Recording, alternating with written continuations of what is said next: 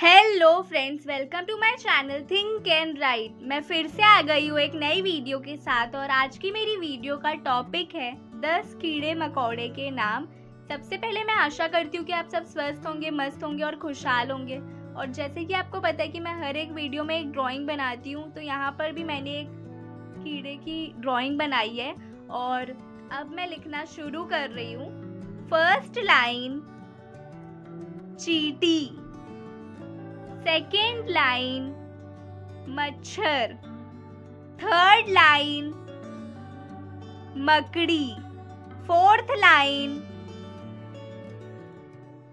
तिलचट्टा, fifth line मधुमक्खी, sixth line मक्खी, seventh line तितली, एट्थ लाइन दीमक, नाइन्थ लाइन झिंगुर, 10th लाइन जुगनू। धन्यवाद। Please do like share and subscribe to my channel.